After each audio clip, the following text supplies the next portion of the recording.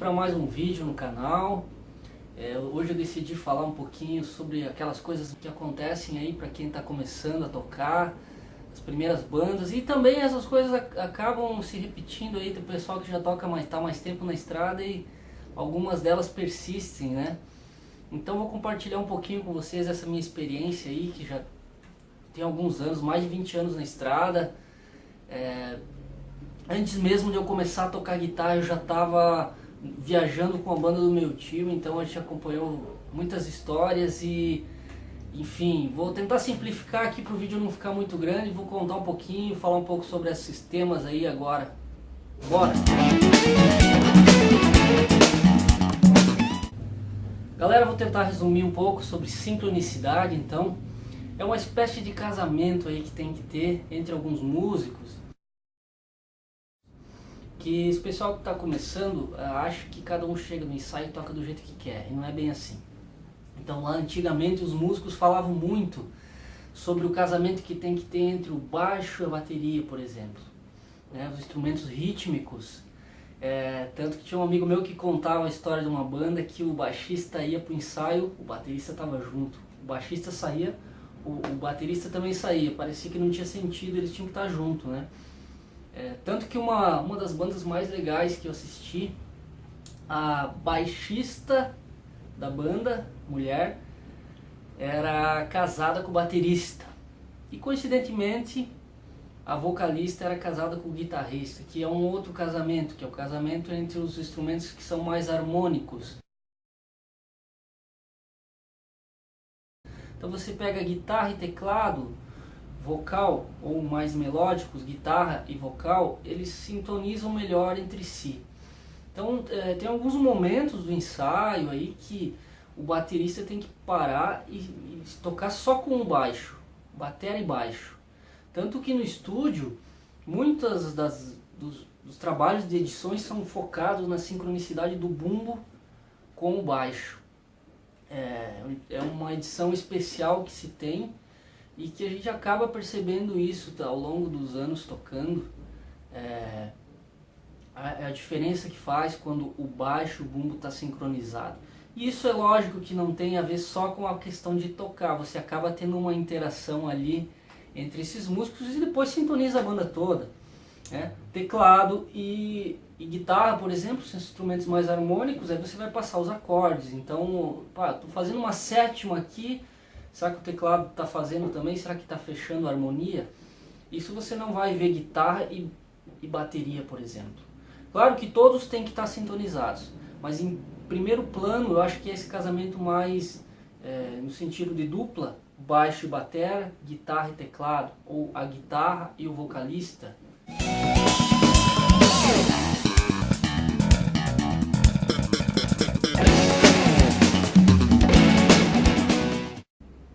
Na sequência as coisas vão acontecendo com uma harmonia, assim, digamos, do grupo melhor.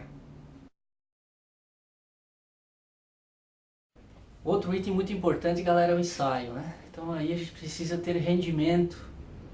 Então a gente não pode deixar de pensar no horário, chegar no horário. E outra coisa que está embutida é você chegar com as músicas que foram determinadas para o ensaio tiradas da melhor forma que você conseguir, para que no ensaio você não precise parar muito, ou que nem precisasse parar para ouvir as músicas. O ideal seria que todos chegassem tocando, para que na primeira ou segunda passada a música já tenha fluência, aí você tira um pouco do tempo do ensaio para que, vamos criar uma introdução diferente, vamos mudar alguma passagem da música, e você não perca tempo somente em acertar aquelas passagens que já estão óbvias na música. Isso é uma coisa que ficou claro para mim depois de muitos desentendimentos aí com músicos.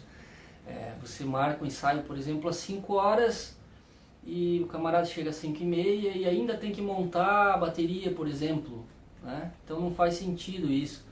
Inclusive o André Anieri, que puta guitarrista do Brasil, aí foi morar fora, o Kiko Loureiro também, já citaram isso como um dos maiores diferenciais aí dos músicos gringos para os brasileiros.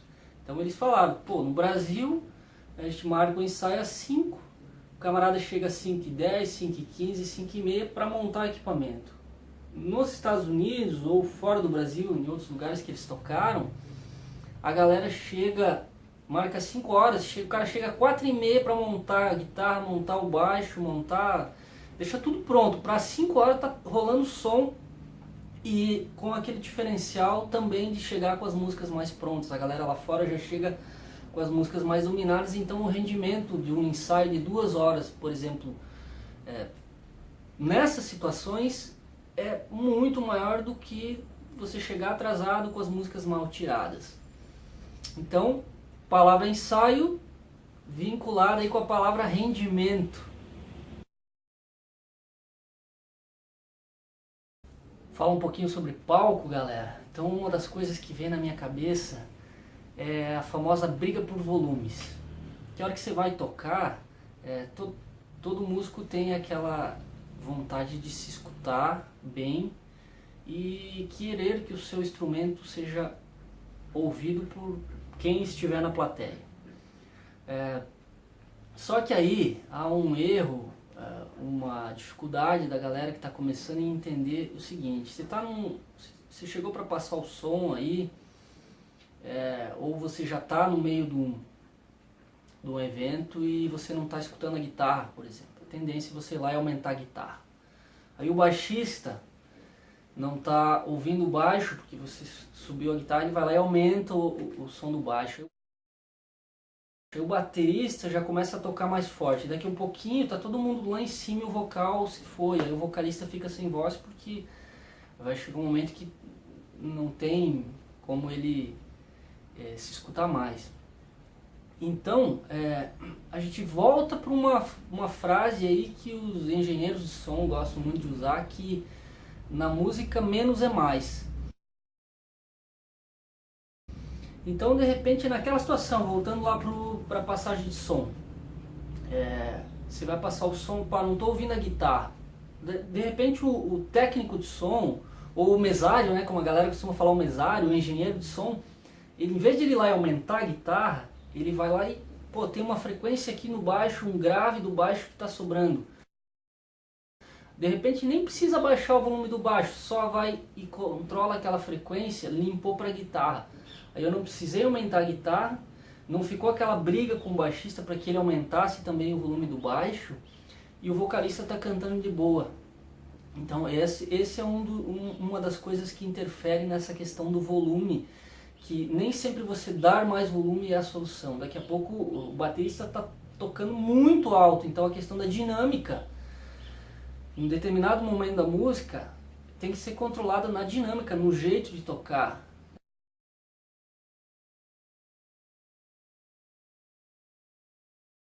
Você tem que respeitar os outros instrumentos, você tem que parar para ouvir todo mundo. Então tem músico que só quer escutar o instrumento dele, né? Inclusive tem uns truques aí que alguns músicos usam. O baterista vai passar o som, ele parece que está espanando a bateria, parece que está passando pano. A hora que vai tocar de noite, pra valer, o cara senta a lenha. Aí, claro, na passagem de som você estava ouvindo, chegou na hora de tocar, você não escuta mais nada, porque o cara está tocando com o dobro da força ou mais. Ou então o baixista está passando som com o volume em 50% aqui, tá todo mundo se ouvindo, tá legal. Aí chega na hora de tocar, o cara fia volume aí e vai estourar o volume, os outros aí todo mundo vai brigar por volume. Então pensem, galera, menos é mais. E ainda sobre essa questão de volume, galera, é legal vocês entenderem que existe um certo mapeamento de palco, existe uma questão meio padrão, baseado em todas as músicas que a gente é acostumado a ouvir, que o vocalista normalmente é o que mais tem que ser escutado. Por isso que eu falei muito em respeitar a dinâmica do vocal. Você não vai assistir uma banda e a bateria está em primeiro plano e o vocalista lá atrás.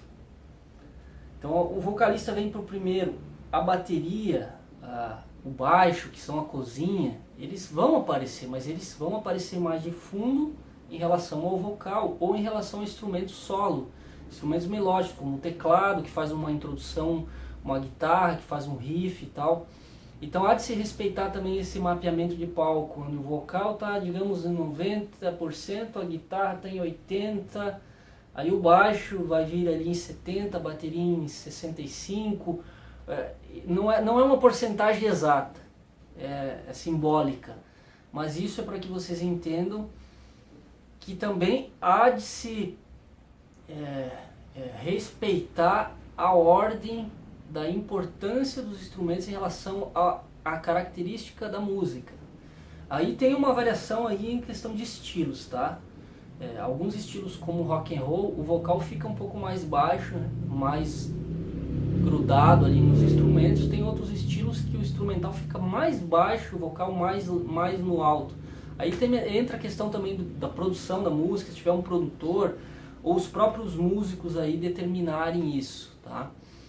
E também em relação a essa questão do volume, é você entender o espaço, o tamanho da sala, do ambiente que você está tocando. Se está tocando numa sala de 5 metros por 5, cara, se debulhar um volume que você toca num lugar aberto dentro dessa sala, vai ficar impossível de tocar, porque vai ficar batendo som em todas as paredes e voltando, né? Se você vai tocar ao ar livre, isso já muda, porque aí o som vai para o espaço, né? Então há de você entender que existe um volume ideal para cada local. Então, essa questão do volume, da briga por volumes, em outras circunstâncias, pode ser que falte. Então, o excesso é ruim, mas a falta em alguns momentos você tem que entender que, pô, aí se está tocando em lugar aberto, tem que ter volume para todo mundo se escutar. Então, é aí que entra a questão de você estar na estrada e experienciando isso, porque tem coisas que a teoria não resolve. Você tem que estar passando em cada lugar, cada local, cada show, muda pra caramba. Galera, falando sobre equipamento, então acho que basicamente a ideia é você ter o mínimo necessário para que o som role legal. Seja no ensaio, seja num barzinho, seja num evento maior, numa feira, sei lá, tanto faz. Então fica esperto aí com o seu equipamento. Eu já vi, por exemplo, vocalista que não tinha um microfone para levar para o ensaio. Aí fica difícil, né? Ou guitarrista que não tinha um pedal de guitarra, daí no dia de tocar ia pegar um pedal emprestado. Isso aconteceu com amigos meus, inclusive.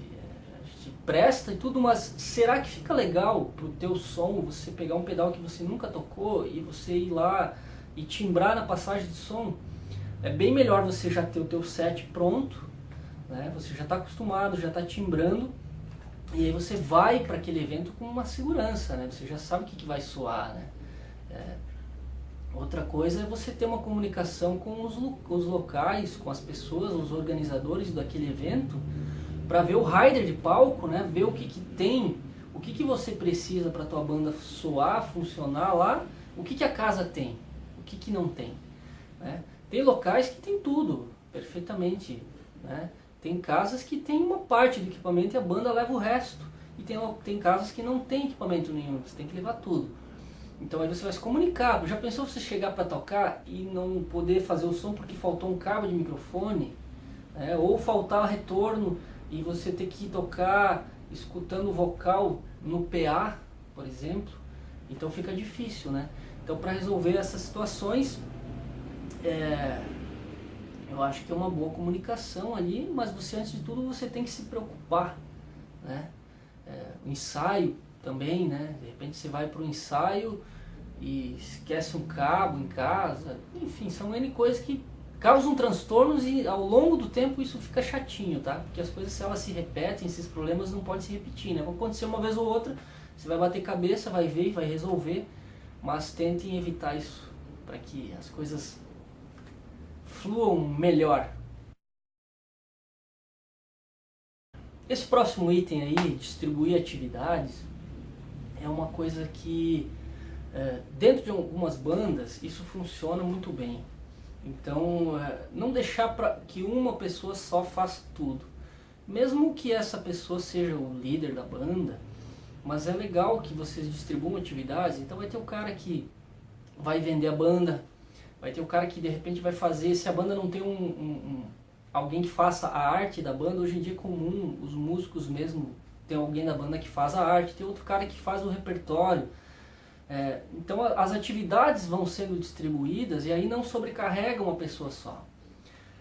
Além do que isso é legal para a interação dos músicos. Só que acontece que algumas bandas, de repente um camarada faz tudo, os outros 3, ou os outros 4, os outros 5, sei lá quantos forem componentes dessa banda, não fazem nada. Ou então, 4 da banda, 3 fazem muito e um não faz nada.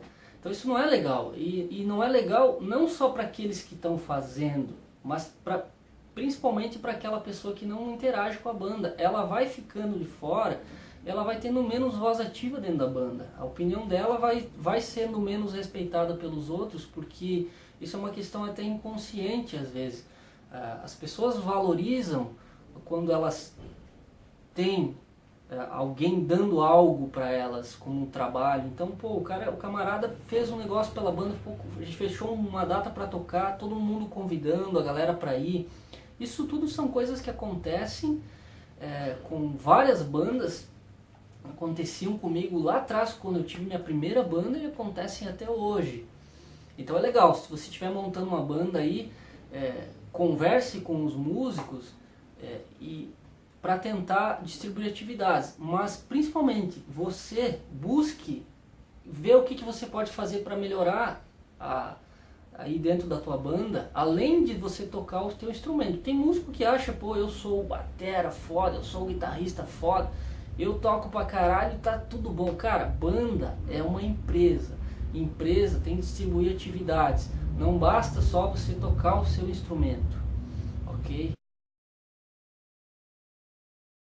Nem tudo que se vê é o que parece.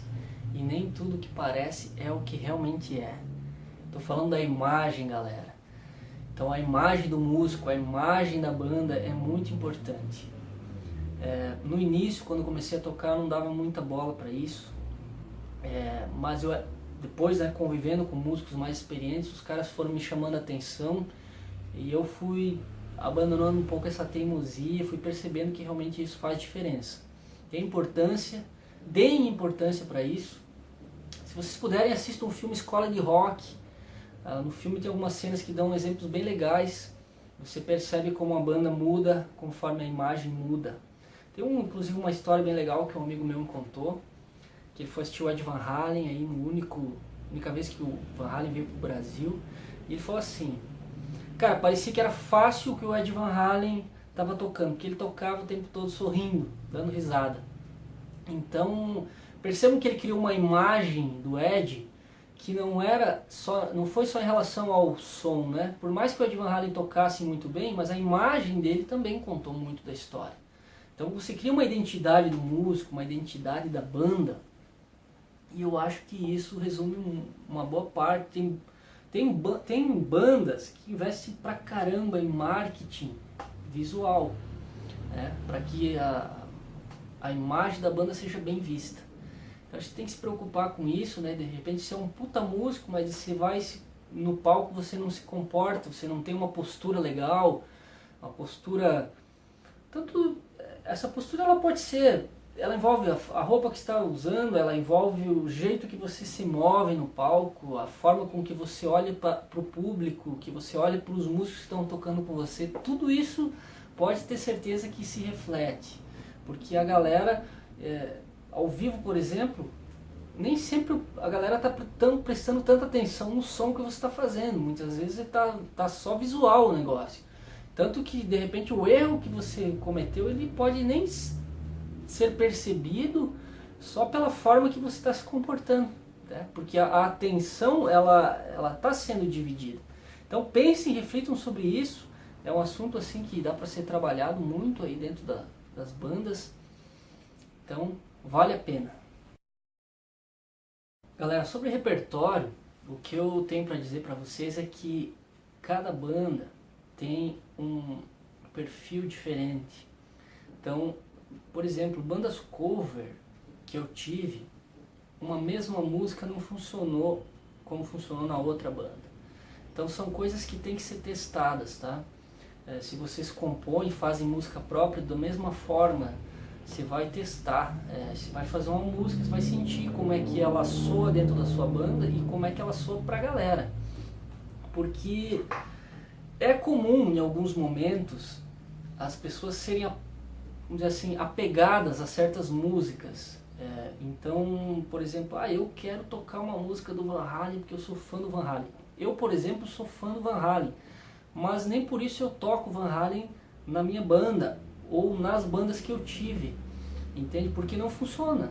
Depende da situação, ela não funciona. Então você tem que tocar pra banda e não querer tocar aquela música que você é apaixonado. Claro que eu não estou falando de você tocar o que você não gosta, mas você tem que aprender que cada situação é diferente. Então, por exemplo, se tem uma banda de rock, tá? Eu tenho uma banda de rock cover, é um exemplo, né? Falando que já tive muitas bandas de rock cover. Então, o que pode ser tocado dentro dessa banda? Pode ser tocado uma porrada de músicas. Então, vamos testar dentro dessas músicas quais que funcionam, né? Quais que tem a ver com a banda toda. Isso é um tipo de problema que tem em repertório. E aí é o seguinte, os músicos vão debater, por exemplo, para escolher as músicas.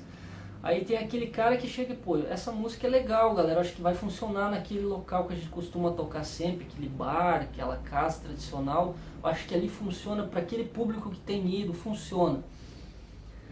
Aí tem aquele músico e, pô, cara, vamos tocar essa música porque é show, mas na verdade é uma música que ele gosta, só ele conhece, e não funciona, cara, salvo algumas exceções. Galera, ainda sobre repertório, é uma coisa que vai influenciar um pouco a questão da interpretação dos músicos. Então, por exemplo, você vai tocar um blues, de repente tem aquele baterista seu que é fã de pedal duplo e começa a colocar pedal duplo no blues, ou o guitarrista que adora fazer arpejo, vai querer encher de arpejo na velocidade da luz dentro de um blues ou de uma música, uma baladinha. Então não funciona. Eu mesmo já passei por essa fase de querer demonstrar os meus arpejos em músicas que não tinham nada a ver, e você estraga a música, isso fica ridículo, né? Mas enfim, a gente vai fazendo e vai aprendendo, né? Testa, filma a sua banda tocando, o ensaio, o show ao vivo, grava o áudio, vai escutando, mas faça uma análise muito crítica sua, assim, tipo, pô, será que tá legal isso, né?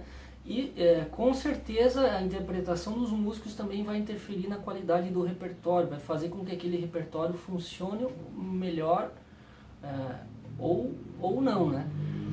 Então, mas claro que a questão de repertório, acho que tem um bom senso aí de você analisar, você vai tocar...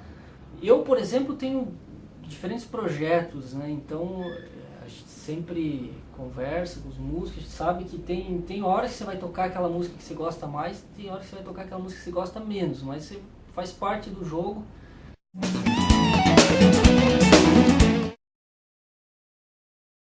Então, galera, comunicação é um item aí que está presente em todos os anteriores e é indispensável, né? Você sentar aí com os músicos da sua banda e trocar uma ideia, o que pode ser feito para melhorar, quais problemas que a gente tem para resolver, quanto é que vai ser o cachê para tocar na esquina ali, ou para tocar, sei lá, no aniversário do teu melhor amigo. Eu acho que conforme as coisas forem, a gente não pode guardar, entendeu? Tem músico que fica quieto quando não gosta de alguma coisa, e aí lá na frente o cara explode e briga com o outro por um motivo que foi fútil. Então vão acontecendo as coisas, vão se comunicando, né? E tenho certeza aí que muitas coisas vocês vão conseguir resolver, melhorar dentro da banda de vocês com esses itens que eu citei nesse vídeo. Tem muitas coisas que podem ser faladas, mas melhor mesmo é você vivenciar. Galera, espero que vocês tenham gostado desse vídeo, espero que esse vídeo ajude um pouco, principalmente para vocês que estão começando aí, tá tendo a sua primeira banda. Então se vocês gostaram, deixa um like aí, não deixe de compartilhar esse vídeo para que mais pessoas possam ter acesso. Continue acompanhando o canal E visitem a minha página no Facebook, vou deixar o link aí. Tem um material inédito que eu estou preparando para compartilhar somente no Facebook, assim como aqui no YouTube tem um material que é só do canal. Então me sigam aí, quem estiver curtindo, deixa um comentário aí. Valeu, até o próximo vídeo.